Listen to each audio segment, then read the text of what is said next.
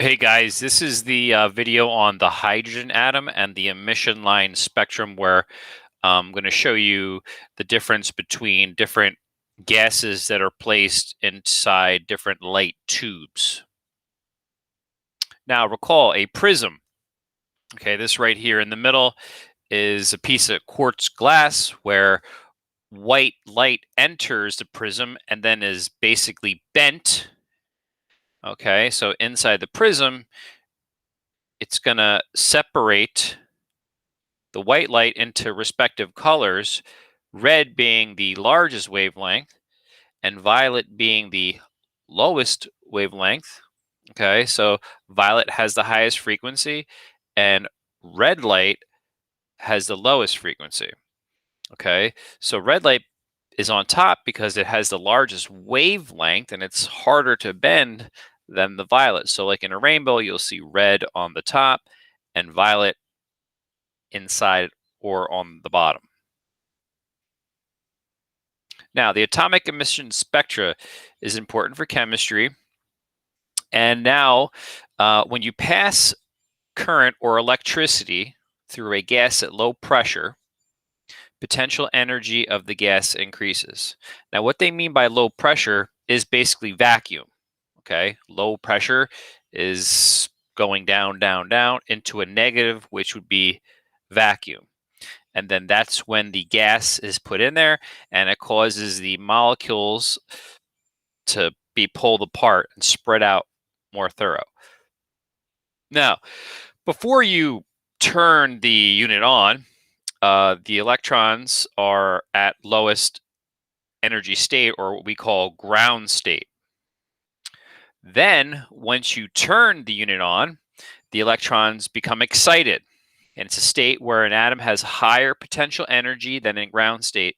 It gives off the energy it gained in the form of electromagnetic radiation. So the electron then jumps to a higher energy level. Okay, so what happens here is, so as you have the energy coming in to the atom, the electron then jumps to a higher energy level. Okay, so it's absorbing energy.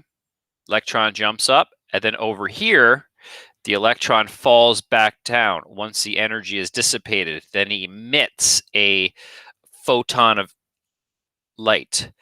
Okay, so once the electron falls back down, it releases its energy in the form of light that we see. And there's different colors that we see, and that's directly related to the amount of energy given off by the drop in the electron. So there's different drops within the atom. So those different drops create different lights that we see. Okay, now a little bit about the atomic emission spectra. Scientists simply passed a current through a vacuum tube containing only hydrogen gas, and they noticed a pink glow. Okay, when they took a narrow beam of the emitted light and passed it through a prism, it's separated into 4 specific colors of the visible spectrum. So this is where it gets kind of interesting. Hydrogen gas alone, just hydrogen gas, emitted something called a emission line spectrum. And there's charts of all the different elements out there. So here's hydrogen gas in the tube. Okay, it is basically electrified or turned on, and the light shines through a little slit and goes through a prism. Once it goes through the prism, like a rainbow, it's going to form 4 different colors here. And this black drop right here is this right here. So we can see we have a violet, a blue, a green, and a reddish color. And these can be all measured with special instruments called spectroscopes. Okay, inside they have little rulers on them and you can measure them, and they're all in nanometers. It's pretty neat. This is just for hydrogen.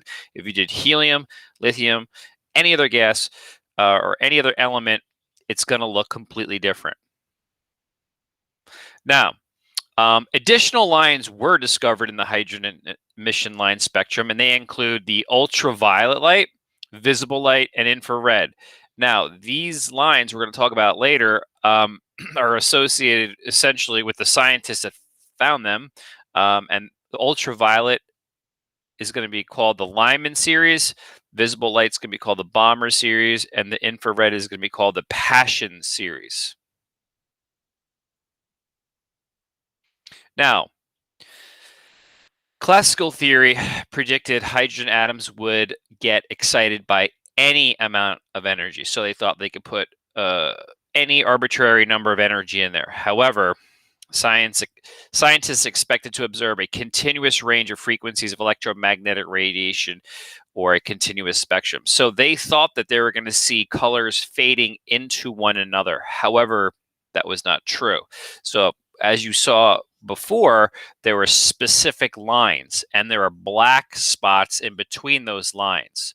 So there is no complete fade from one color into another. There's only specific frequencies coming out. Now this, what we see here, has many frequencies blended all together. Okay, and that's what they thought, but however, it's not possible. Now here's a question to ask yourself. Why had hydrogen given off only specific frequencies of light? Well, to answer that here, whenever an electron falls back to ground state or lower excited state, it emits a photon of radiation or a light wave. The energy of the photon is equal to the difference in the energy from its initial and final state. So from where it starts at ground state to where it rises to in the excited state, the difference in that jump. The fact that hydrogen only emits specific frequencies of light indicated that the energy differences between the atoms' energy states were fixed. In theory, you could not adjust the energy to what you wanted to. So it requires specific energy. Okay, now light tubes and spectra lines. Okay, basically, like what I just showed you, spectral lines are the different color lines, or I call them sometimes colored bands, simply like our fingerprints. So each gas that's inside the tube is going to have a different look, just like all the kids in the class, all the people in the world, they all have different fingerprints. So each element found on the periodic table will have a different color lined. If you compare it to another atom, they're all going to be different. They're all unique. Okay, so those color lines, like I said before, represents the different wavelengths or frequencies. Okay, if there is more than one color, each spectral line in an atomic emission spectrum of an element corresponds to the wavelength of light emitted by the electrons of that element. So for example, let's look at hydrogen again. All right, so we have the drop, okay, and these are the bands here for your hydrogen. And comparing hydrogen to the sodium, calcium, and mercury is commonly used in certain light bulbs. So we can see that here's the hydrogen, here's the 4 bands, and below is calcium. And calcium, holy cow, it has a lot of lines. Mercury has a lot of lines too, but they're not the same. They're in different spots. Okay, so we can observe different elements and we can see that they're clearly different. So there's something going on with the electrons jumping up to an excited state and falling back down. So they're all releasing a different photon of light. So this is where it kind of gets interesting. So they're all going to be different. Okay, so